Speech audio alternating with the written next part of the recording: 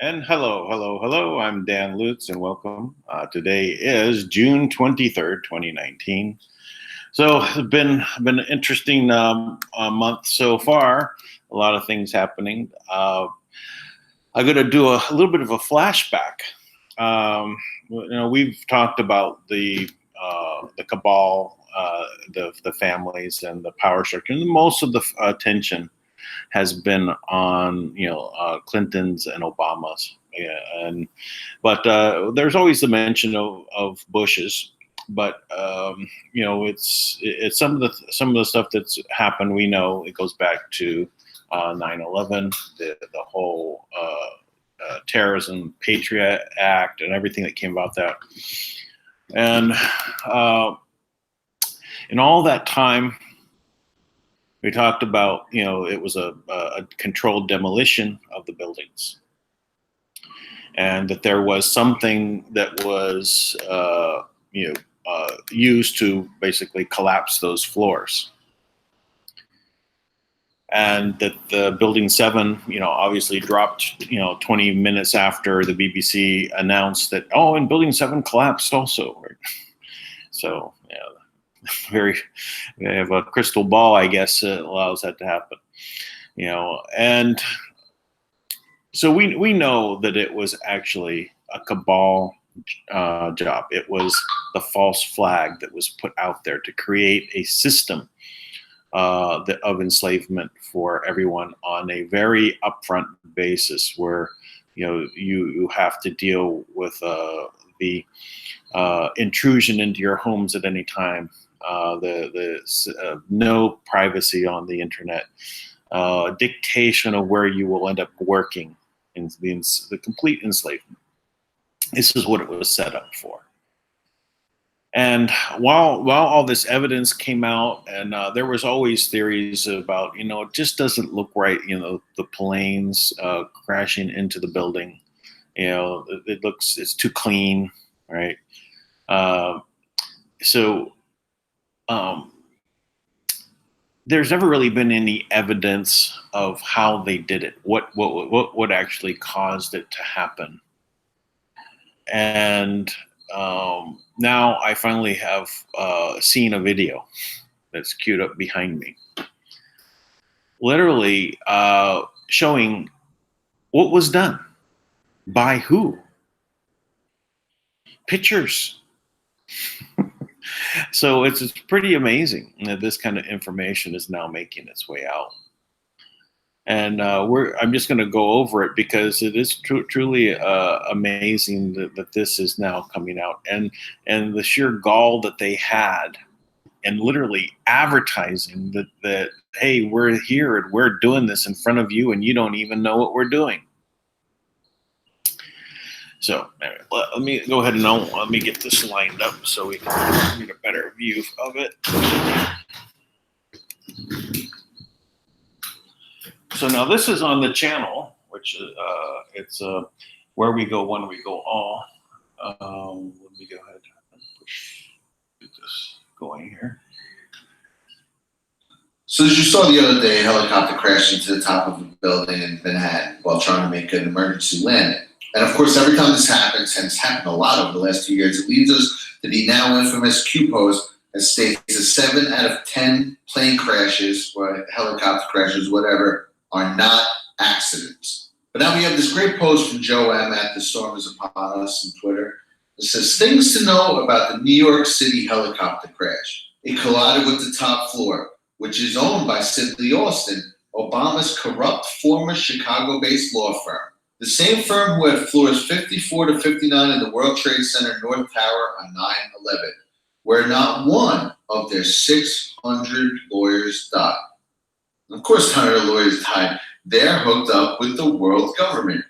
If you look here, what else do we know about 9/11? Marvin Bush, the head of Securicom, the company that did digital security for the towers, and his dad was George Bush Sr., who was hooked up to the CIA, which is one of their intelligence branches. You have the majority of the hijackers were Saudi nationalists. That links up to the House of Saud, most of whom had their visas approved by none other than John Brennan.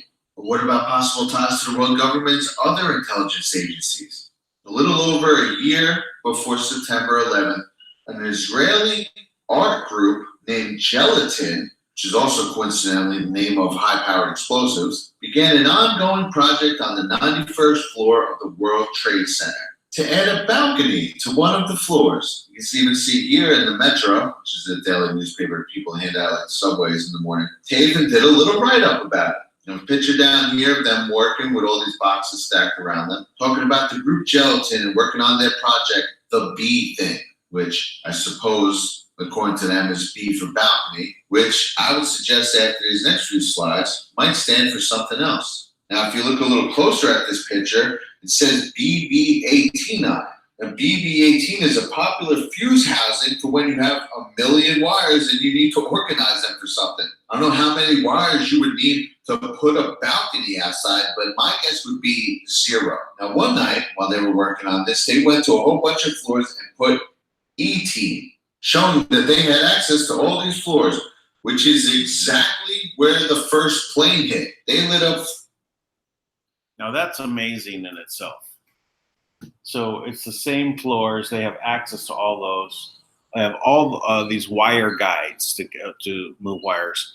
And you see the picture that they're showing of this where the balcony is. It's this really slender hallway out to one window. What is on either side? It's there's obviously this is these are walls that are put up just to prevent anyone to see what else is on the sides there. It's an odd sort of project also. Israeli group that's going to basically put this up. Okay, yeah, let's go on. Floors 90 to 94, and the first plane or the first explosion happened on floors 93 to 99. After this was all done, they published a 62-page book about it, which is extremely hard to get, as you can imagine, which includes pictures of them doing it and all about it, and then some of their sketches. Now, keep in mind, these are supposed art students, okay? Now, I know art doesn't always mean drawing. It can mean many things, but nevertheless, these look like the scribbled out blueprints of a heist or something shady. Here's one with the tower. It says, very depressing inside, very amazing outside. All right, that's weird. We want to break through to the amazement from the inside, okay, like a bomb breaking out. And it says depression inside, amazement outside. And here's the second sketch of a building basically starting to crumble with debris falling all around it.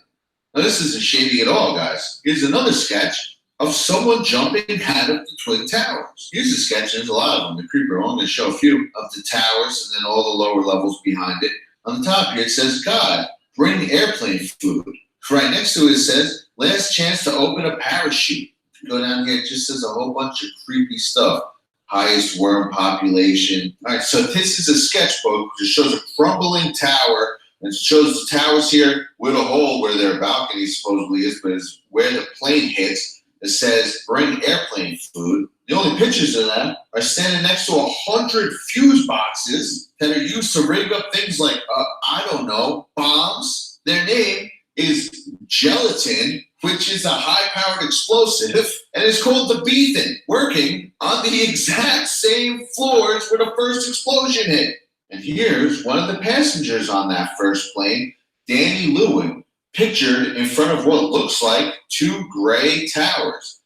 Danny Lewin is a former Israeli Special Forces in the division which was in charge of counterterrorism beyond Israel's border. Now, in this series of pictures, he's wearing a watch called the Hijacker. Danny was seated in row 9 of Flight 11.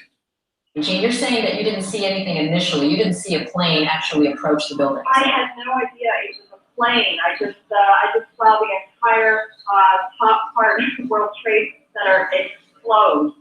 So I turned on the TV when I heard they said it was a plane. It was really strange. So you've probably heard me in past videos talk about math, and I do math all day long. I'm a mathematician, all that. Well, that is because I am a skyscraper engineer who has been building skyscrapers in Manhattan for 17 years. So I have to say, if there's ever been anything I've been more qualified to speak on, it's the collapse of the Twin Towers. Of course, this is just my personal assessment based on the things I know about skyscrapers, and after studying that video over and over again, comparing it to other research I've done on the matter. Now, first things first, those buildings were tense. I mean, those might have been the two sturdiest, strongest buildings on the planet. The majority of buildings get most of their strength from the core, around like the elevator shaft. That's where the heaviest steel will be. And it'll come up the middle of the building. And it creates like a spine. So this is where most of the strength from the building comes. Now, if you look at the Twin Towers, they were built like that, like every other building. They were also built with an exoskeleton of some of the heaviest steel in any building in the whole city. To make even anything other than a dent, let alone a hole that size in those buildings, you have to drive an aircraft carrier into them. A plane like that would just shred itself like paper, would barely even enter the building. The majority of it would crumple and would just fall down to the ground. I don't care how much jet fuel's on board. I don't care what. Look at this airplane being scrapped here. Look at this thing going through it like paper. They're nothing. They're little tin nothings, these planes. There is no way on earth that thing could blow a hole into the most solid building ever created. So now the second part of this. Let's say on some miraculous occurrence, it does blow that hole into the side. So now you got the top however many, 10 floors or whatever, about to fall onto the bottom 90. And this is everyone's favorite theory. It says it's a pancake. The building just pancake. It's a cringe. Every time I hear that. First of all, that's not even what pancaking looks like. When floors pancake, the horrible occurrence that this is, they stop. They go floor, floor, floor, floor. So look at this video right here. If you can see briefly, there's a lot of smoke. It drops the floor and stops for a second. Then it drops again. Look at this one collapsing.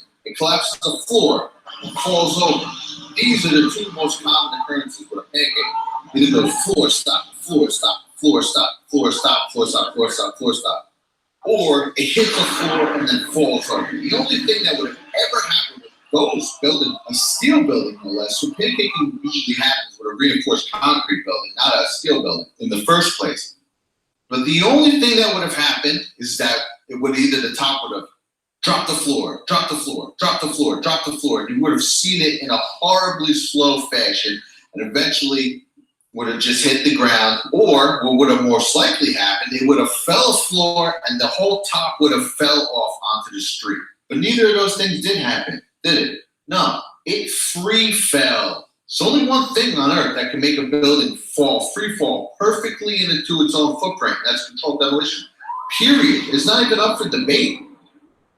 Then World Trade Center 7, which everyone wants to dismiss. Meanwhile, this is a building that would be one of the tallest buildings, if not the tallest building in most of the states in America.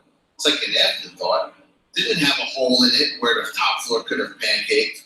No, it had fire. It had fire debris supposedly inside. The fires weakened it. And did it start to crumble from the fire? No. Did it fall over? No. Did it pancake? Obviously not. It also fell in free fall speed, perfectly into its footprint. I mean, how are we still even talking about this 18 years later? Furthermore, if you look at the 7, you can see this video where the squibs are popping. It's exactly what happens to controlled demolition. That's them. They cut the inside beams and then they have bombs that go off one by one. You can see them blowing out the windows of the building as they're exploding, first collapsing everything, and then it falls. Also, you have Silverstein in this interview saying that he gave the order to pull it, which is the only terminology for pull it is a controlled demolition. Okay, pull it, and then they hit the thing and it collapses. Because one of the things to do is pull. And they made that decision to pull. And then we watched the building collapse.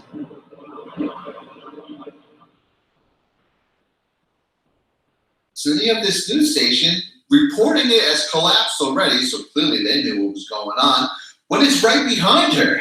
That's it. That's the Solomon Brothers building, or World Trade 7. What more can you tell us about the Solomon Brothers building and its collapse?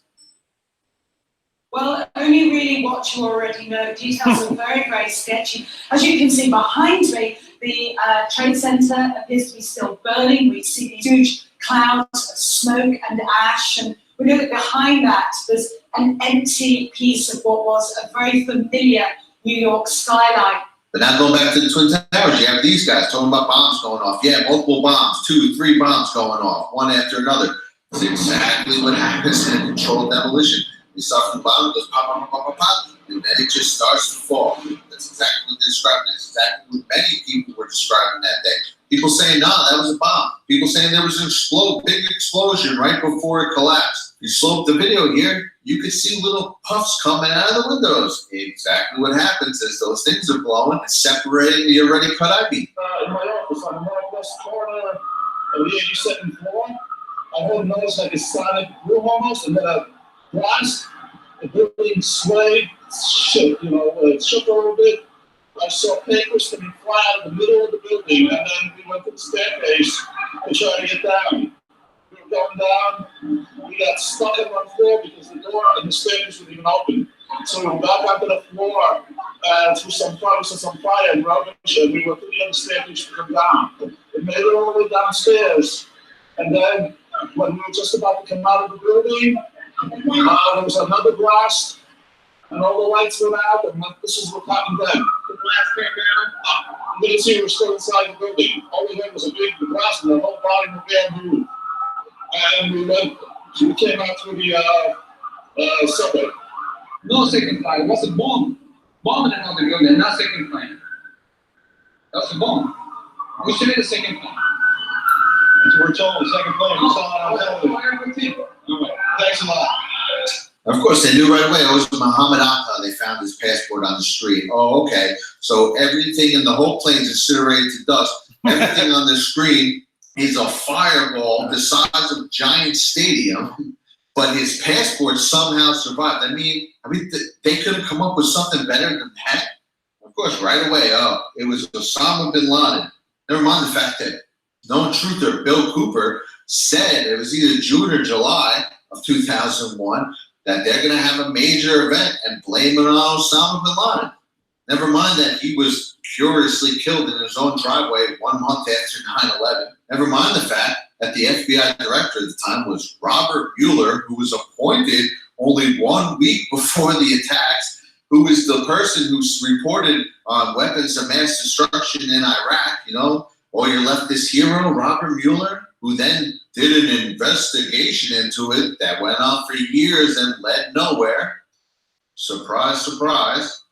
All that aside, right now, just talking about these buildings, the only things that I can add to the conversation is that those were the strongest buildings, two of the strongest buildings ever built. A plane would be like paper to them. It would never even penetrate it, let alone explode 2 full floors of it. That this is not even what a pancaking building looks like and would never fall like this. This building was an absolute tank. So in my personal opinion, these were absolutely rigged for demolition. I remember at the time, there was one of the big things that was going around here. You can imagine the volume of stories around here. It got to be 1,500 times the amount of anywhere else in the country. And one of the ones that always stuck out in my mind were a lot of people who worked in the Trade Center were coming out and saying that they were like, as they were leaving at night, you know, people would be coming in. And there was just times, for months at a time, where they'd always see these people as construction workers going up to work late at night. Or a lot of them, I think they were saying they looked like electricians or electricians or whatever. That whole year leading up to that. Another thing, and I don't know if anyone works in the city, or Manhattan, I don't know about other cities, but there's always food carts on every corner. Everywhere you go, don't matter. You can get a bagel on the corner in front of your job, egg sandwich, whatever. There's always these food carts every single morning, these breakfast carts. That morning, they were all gone. They got the word that something was going to happen here. You know, Larry Silverstein canceled his meeting. Every morning he had a meeting of Windows in the World. Oh, but that day, his wife made an appointment for him to go to the, I think it was like the skin doctor or something. Yeah, right, okay. That particular morning, because I covered in history and knew the dermatologist. My wife, God bless her, made an appointment for me at the doctor. And I went dressing to go to the doctor. I'm finally saying, I said, sweetheart, He's lying. I got so much to do downtown. I got to cancel this. I got to go downtown. And she said, you're not going to cancel this appointment. You're going to the dermatologist. So he happened to miss that meeting that he went to every single morning on that particular morning. It also come down just before he bought those that a whole bunch of asbestos had to be removed, which was an insane amount of money. It would have been impossible. You would have had to take the buildings down and shut them down or something. Here you have a FEMA worker being interviewed about the horrors that he's helping to clean up in the city. And he states that he arrived the night before 9/11. To be honest with you, we arrived on late Monday night and went into action on Tuesday morning. And not until today did we get a full opportunity to work the entire site. So let's just think about this for a second. FEMA arrived in New York Monday night before the attack. This was 100% a planned attack. This guy's doing this interview on Wednesday, September 13th. Talks about arriving Monday night, goes through Tuesday, and then mentions Wednesday. So he didn't mess the days up. They were there the night before, ready for this event. What was happening in this classroom on the morning of September 11th? Well, they were having the whole class recite kite, hit, steal, plane. Get ready, high, yes, high. Get ready, hit, yes, hit. Get ready, steal, yes, steal. Get ready, yes, plane. Get ready, bus, yes, bus. Open your book up to lesson. Oh, there's George Bush. And there's him getting told that the country is under attack. Right after the class recites kite, hit, steal, plane. What happened right after September 11th? They signed the Patriot Act, giving away everyone's privacy. Fun fact, the Patriot Act was actually mostly drafted by Joe Biden in 1995. So quick recap, Joe Biden is the one who drafted the Patriot Act. John Brennan is the one who approved the visas for the supposed hijackers. And Robert Mueller is the FBI director who conducted an investigation into 9/11 that led nowhere. It's funny because all I ever hear about is the Bush connections. It's almost as if they're controlled by the same people. So what else happened on September 11th? Well, the day before, Donald Rumsfeld had announced that they were missing $2.3 trillion. Well, wouldn't you know, it was the Budget Analyst Office where they were, quote unquote, looking for this $2.3 trillion that exploded the next day with a flight that went down to Pennsylvania. You see the crater right here? Well, there's the two wings. Well, what they don't tell you is that that crater was there already. The only thing that's new is the bomb hole in the middle. Finally, I'll leave you with Donald Trump's own words that day of the attack, followed by a montage of eyewitness accounts. And you can tell me whether or not this was caused by a plane crash or by planted bombs. Where we go one, we go all. Donald, you're probably the best known builder, particularly of great buildings in the city. There's a great deal of question about whether or not the damage and the ultimate destruction of the buildings was caused by the airplanes, by architectural defect, or possibly by bombs or aftershock. Do you have any thoughts on that? Well, it was an architectural defect. You know, the World Trade Center was always known as a very, very strong building. Don't forget, that took a big bomb in the basement. Now, the basement is the most vulnerable place because that's your foundation. And it withstood that. And I got to see that area about 3 or 4 days after it took place because one of my structural engineers actually took me for a tour because he did the building. And I said, I can't believe it. The building was standing solid and half of the columns were blown out. So this was an unbelievably powerful building. If you know anything about structure, it was one of the first buildings that was built from the outside. The steel, the reason the World Trade Center had such narrow windows is that in between all the windows, you had the steel on the outside. So you had the steel on the outside of the building. That's why when I first looked, and you had big, heavy I-beams. When I first looked at it, I couldn't believe it because there was a hole in the steel. And this is steel that was, you remember the width of the windows in the World Trade Center folks. I think you know, if you were ever up there, they were quite narrow. And in between was this heavy steel. I said, how could a plane, even a 767 or 747 or whatever it might have been, how could it possibly go through the steel? I happen to think that they had not only a plane, but they had bombs that exploded almost simultaneously, because I just can't imagine anything being able to go through that wall. As we were getting our gear on and making our way to the stairway, there was a heavy-duty explosion. The whole building just collapsed inside the lobby. Was that a secondary explosion? Yes, it was. That was the Definitely secondary explosion. I heard a second explosion and another rumble. An hour later than that, we had that big explosion from much, much lower. And another explosion came right on the flying. There were numerous secondary explosions taking place in that building. There were continuous explosions. No, the first explosion I know was the second explosion in the same building. There were 2 explosions. Okay. Federal agencies that were down there do believe that there was some sort of explosive device somewhere else besides the planes hitting. There was another explosion that took place in one of the towers here. So obviously, according to his theory, he thinks that there were actually devices that were planted in the building.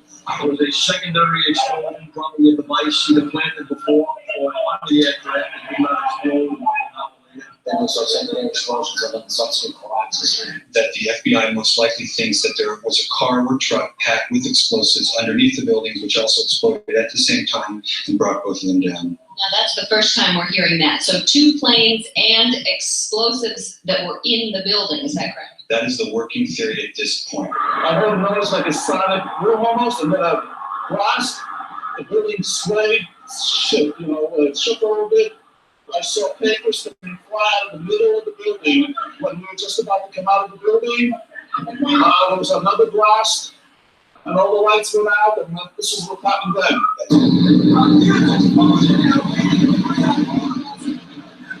Sound like gunfire. Bang, bang, bang, bang, bang. And then all of a sudden, 3 big explosions. About 50 consecutive bangs, and it fell down like a waterfall. And we heard the noise associated with an implosion.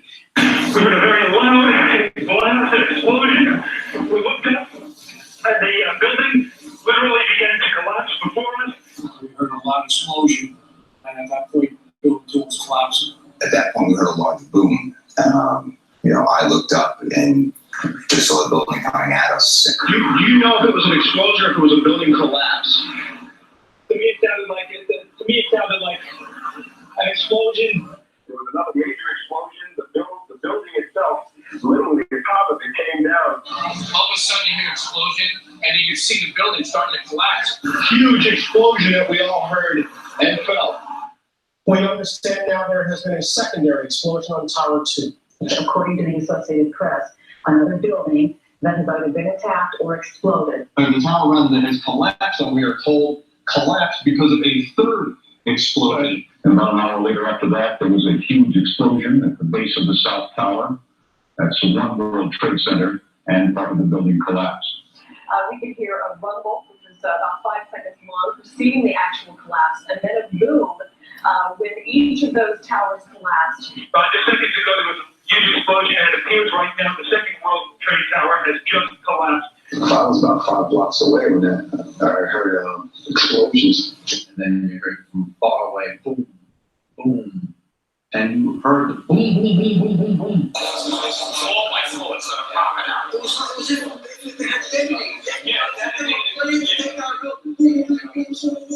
From the corner, boom, boom, boom, boom, boom, boom, boom, boom, boom. Just like 20 straight hits.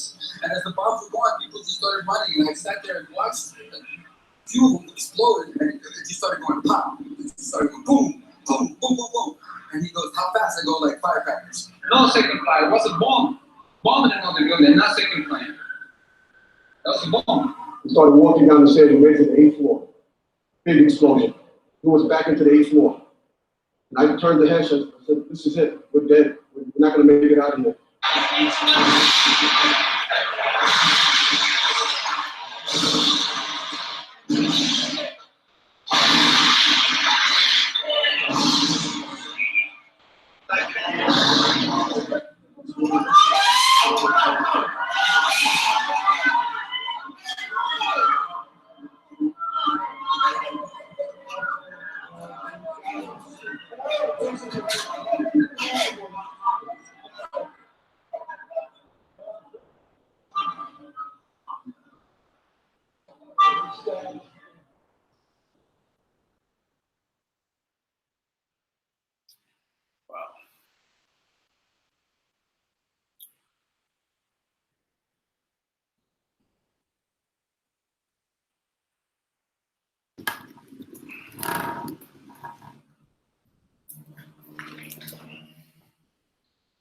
So 3,000 people died, and there weren't any airplanes.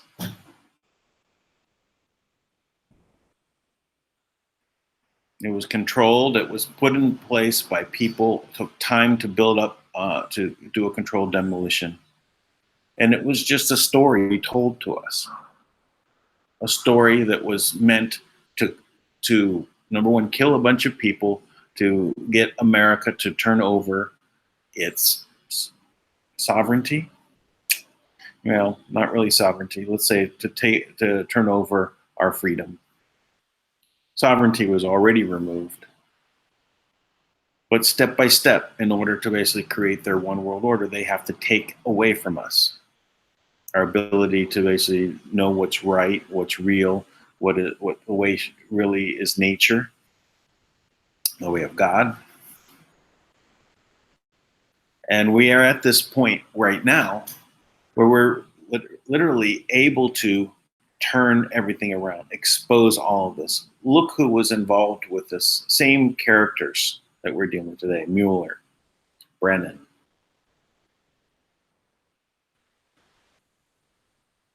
Yeah, Bush was part of this, but yeah, but what about these other deep state actors? These bad actors that have been playing us. They get moved in positions. Hey, get into the FBI. We're ready. You got to hold the line there. And what Mueller wanted to get into the FBI again just before that, and Trump turned him down. So all this we're seeing a repeat. We now it's the first time I've seen anything about who that there was the people really bragging about what they were doing this gelatin group. You know, one of the things that clicked into my mind while this was going on was, if you recall, there was supposedly a group of Israelis that were there for the event. They set up video cameras to video what was going on before, you know, they had it set and ready to go so they could watch and video this. I wonder if this is actually the video that was taken and then doctored and added the plane crashes to. They videoed it just from the explosions, and they added the airplanes in and put it out. Just a thought. Now, of course, you know, these Israelis were really talking about Khazarian mafia, not about the religious people or the people of the Jewish people, but we're talking about the fake Jews that basically are Baal worshippers that are trying to create a one world under their rule. So, but you know, pieces start coming together. This just came to me while we were watching this, is that it was that they were the ones that put the videos together. Yeah, I heard the theories way before that there were no planes, and I believed that for the Pentagon crash because I saw, you know, the video. I'm looking, where's all the plane parts? There was no plane parts. Later on, the plane parts said, "Oh, look here, we've got some plane parts." But for there to be 3 plane crashes into the World Center in Building 7, but only 2 planes, the third one just crashed. What happened to the third plane? What was the problem? Why could they not actually get the third plane? It's obvious that a third plane was supposed to be there. I don't understand why they would have, you know, not been able to. Maybe they didn't get the video ahead of time, right? Maybe the timing was off, right? And so they literally had no ability because everyone was already there watching. Too many cameras, and there was a timing problem on Building 7. So whatever the reason, that I don't think there were any airplanes, and you can see, you know, where they're demolishing that plane, and that it just went the steel scooper from that mechanical. I don't know if it would all be a backhoe or not, but you know, it was grabbing the plane and pulling it apart. It just went through it. You know, it was steel against aluminum. It just crumbled and tore away. So yeah, I don't think there were any planes. So this is all an elaborate hoax. Now we can point at, you know, that they were just doing this in our face. Here's the E team, right? You know, a couple more windows lit up there, it would be the B team. Okay. So it's, you know, it's time that we actually bring all these people to justice. They must pay for everything they've done to us, and we really have to get to the point where we reverse all of this craziness that they've put us through.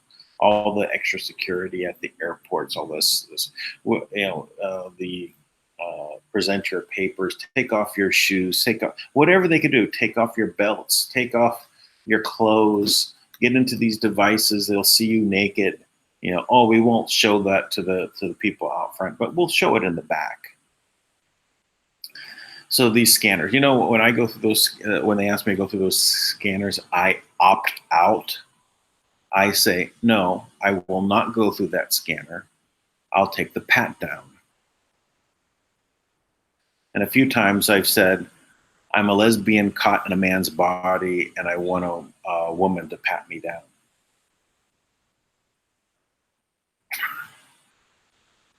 Of course, you know, they have had women pat me down, because I said that. Just you know, because it's absurd, you know, that they put us through these devices. Now, 10 years from now, 20 years from now, all these devices, oh, they've caused cancer, they sterilized you. Who knows what they're going to end up saying? I know the amount of energy that they're pumping at you when they go through that device. It's not benign as they present.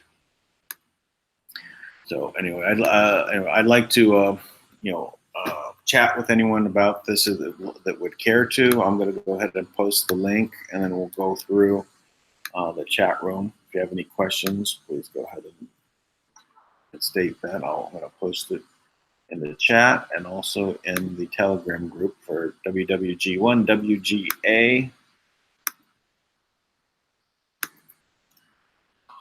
Please join in if you want. And now let me go ahead and share my screen.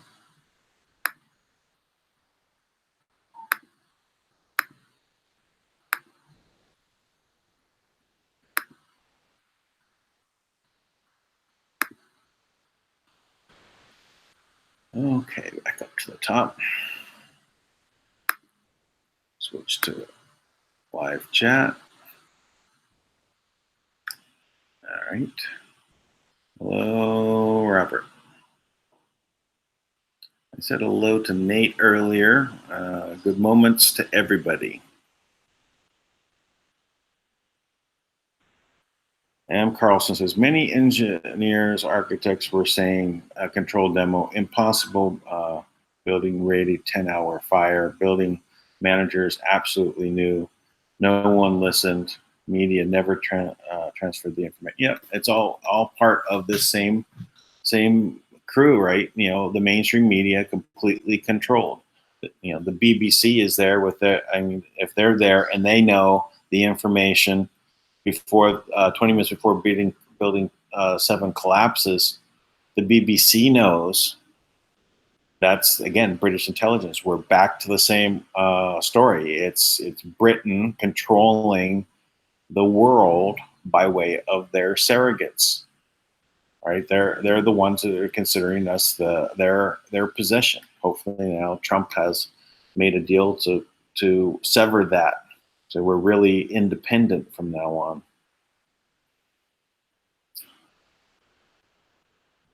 I've got goosebumps from, I don't know why I've seen many times before. I just can't stand the evil of deeds, the evil people getting away with. Yep, I agree, Diane. And let me go ahead and make this larger so I can read it better.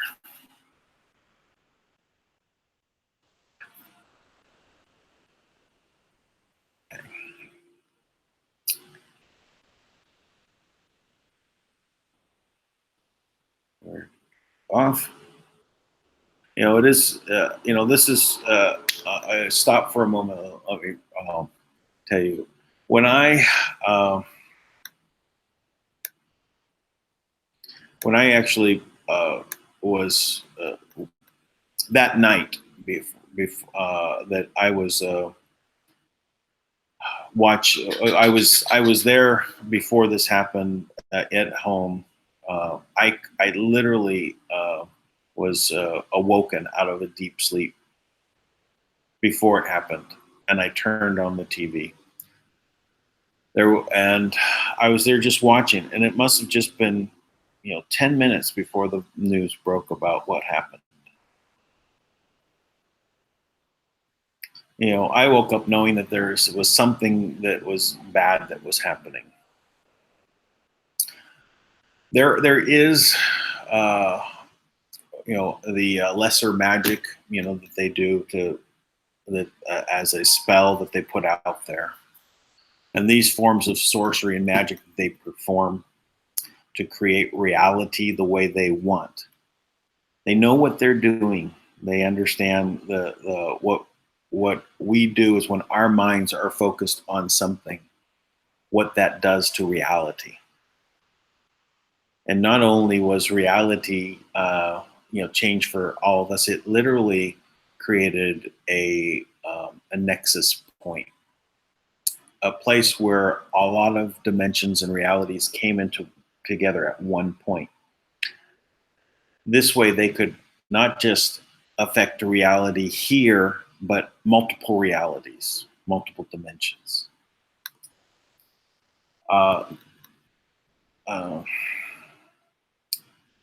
Princeton University has a division that investigates paranormal, psychic abilities, and things of that nature. One of the things, their experiments that they have running is they have random number generators. These are computer systems that are set up around the world, that all they do is create random numbers. For 3 days prior to this event, those numbers started to actually all sync up. Hundreds of systems syncing up that were generating numbers. Those numbers started repeating on all the same devices, and to the point that the actual event took place. And at that point, all the numbers were sunk up. This is you might say, physical evidence of this multiple realities converging into this nexus point. This gives them the most power to implement what they wanted to do. But there is karma that affects all of these dimensions. That these events, though they physically tried to create these events and put everyone's attention on it to create a reality that was this one world order of dictatorial, no freedom, tyranny, Satan worship, something that was so anti-human, that's so alien to us, that it is that much energy going in that direction creates 3 times as much energy going the opposite direction.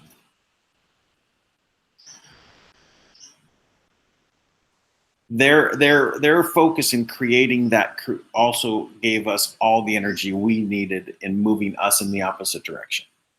I may be fumbling in how I'm trying to present what I'm thinking about this, so please forgive me if I'm stepping on any metaphysical toes out there and what I was saying.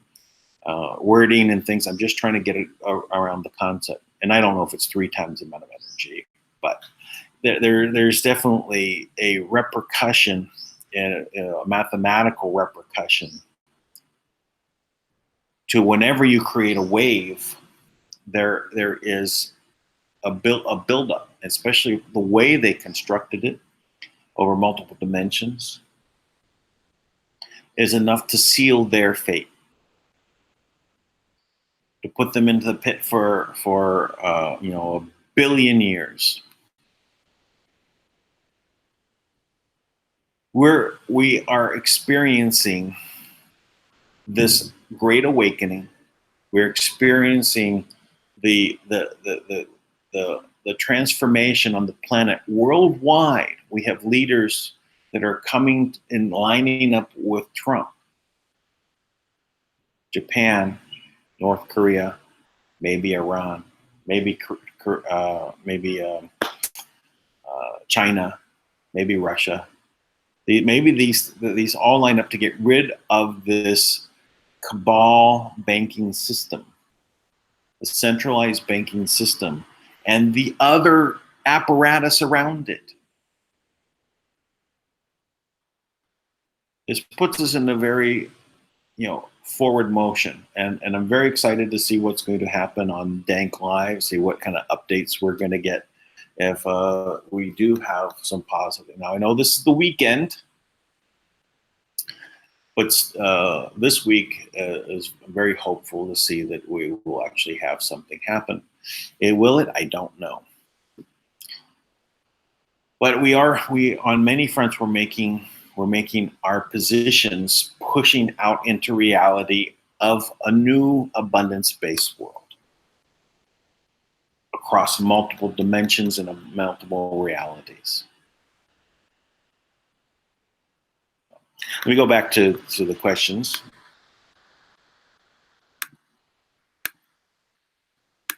Get back to the chat. Okay, here we go.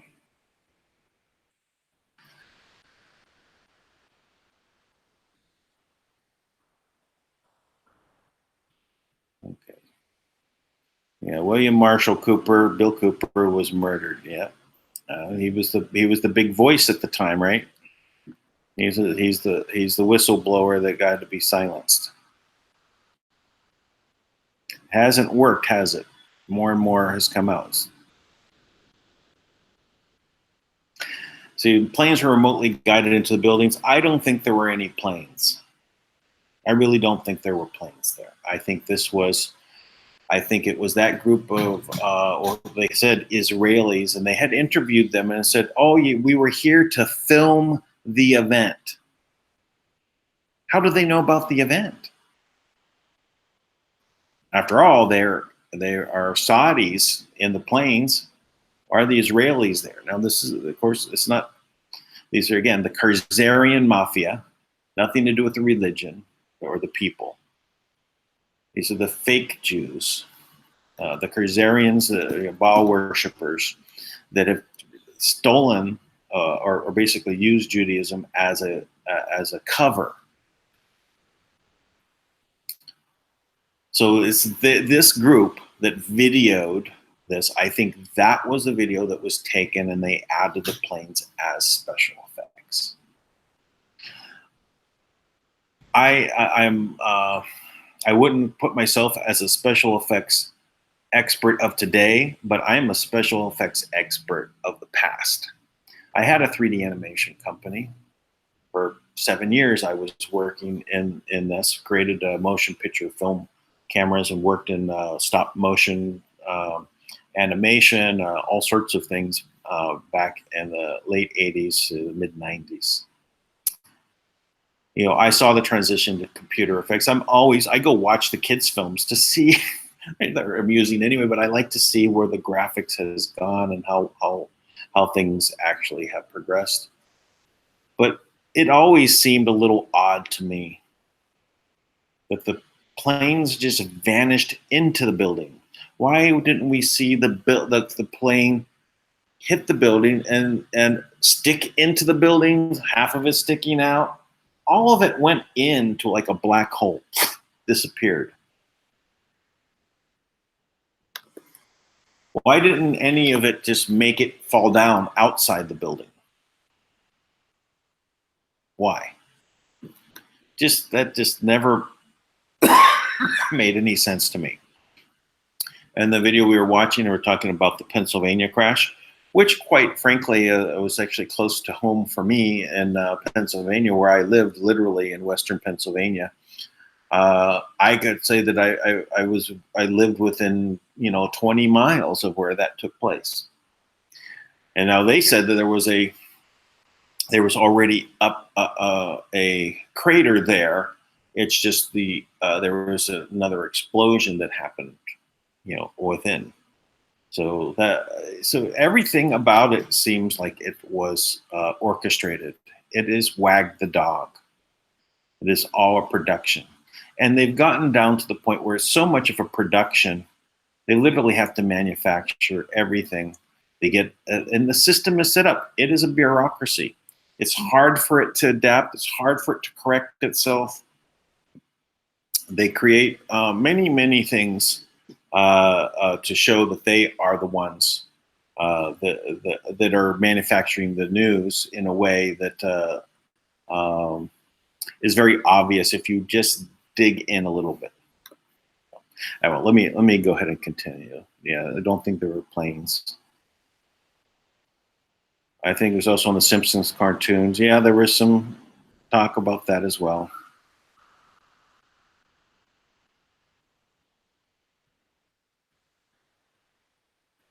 Please note, paper does not explode, it burns, thus paper was everywhere. Yeah.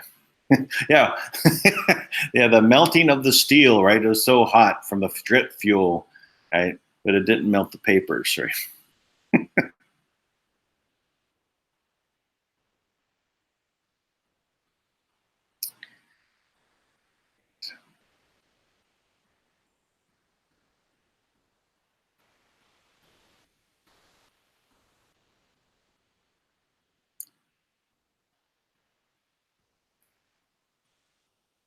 I heard there was trillions in basement that they wanted supposedly to pay the Chinese back, but they didn't want to, and that's why they did it. This was what I heard.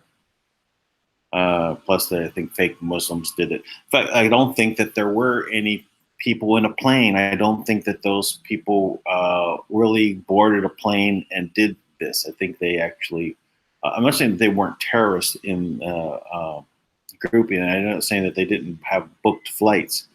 I don't think those flights actually went where we thought that where they took off from. I think they went to other places, including the, well, anyway, that's never mind. That's so. But I know that there was gold there. There was also supposedly that Building 7 was where the Nasara computers were. That they were going to be changing over the financial system at that time. I've heard that too. I did see the pictures of the gold. I saw the firemen with it, and they discovered it.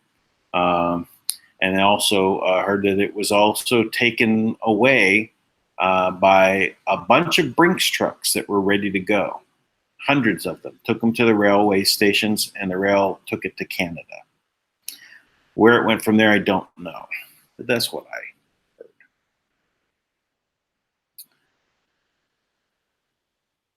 Question. Do you know that they needed to film their death pool betting game?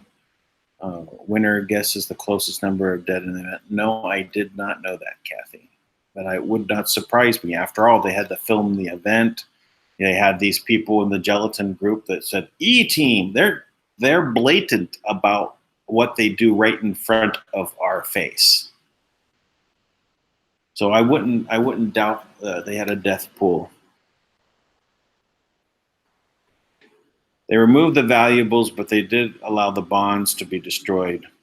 You know, there's just paper, those bonds and things like that. One of the other things that talking about bonds is the birth certificate entities were also housed there. I also heard that there was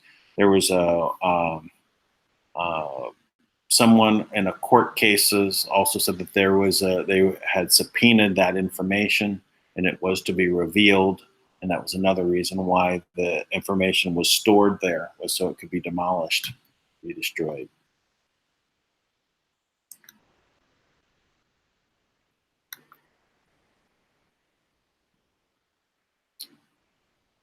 Let's see.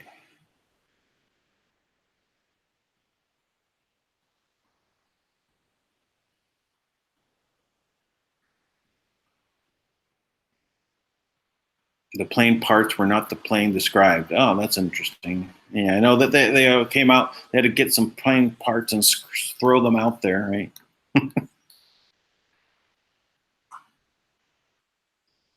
Question, did Flight 93 go to Cleveland Hopkins? I do not know. Okay, Gloria says, missing gold, where did it go? Part of the Pentagon was blown up, had paperwork showing the missing 2 trillion in defense. 2 trillion, not billion. All right. All right, so I think we're at the bottom of our list here. We've got about half an hour before Dank Live comes on. So we'll see everyone back here in a little bit. I just want to say, please subscribe. I'm also going to start doing kind of a dual channel broadcast. So tomorrow I'm going to create. I will have the video here that will have the information for you to click on to go into a video stream on another channel. Why? Because I feel that this channel will be shut off. I believe that they're going to literally delete the channel. They've been doing this to a lot of YouTubers. This channel is completely demonetized. Things that were monetized, they just go through in one fell swoop, and everything gets wiped out as being monetized. So even if something is monetized for a few hours, it goes through, and even if they were behind, they go through and they demonetize. So this is their step-by-step. So I'm going to ask everyone to go ahead and subscribe to the wwg1wga.love channel, which has no subscribers as of yet. Well, there may be a handful. I will give you the link. It will be just, I'll start this broadcast here, just so to be clear. This one will start, but it's just going to have a graphic and say, go to the other one with the link below. I'll add it into the chat room as well, so everyone will meet me over there on the other channel. So we'll start that tomorrow. Now, I'll keep Dank live here on this channel, and that way start to build 2 independent channels, and we'll see, just in case this one just disappears. So, and there may be some stuff that's may be coming much faster than you may think. And may have to rely on the website also, the wwg1wga.love website as a place to actually coordinate from, and that was its intention anyway. It's just, it takes a lot of effort to move things forward on these things, so I do what I can. Anyway, I look forward to tomorrow's broadcast. I look forward to the broadcast in another 25 minutes with Tank. See if we get any new updates. Bye-bye for now.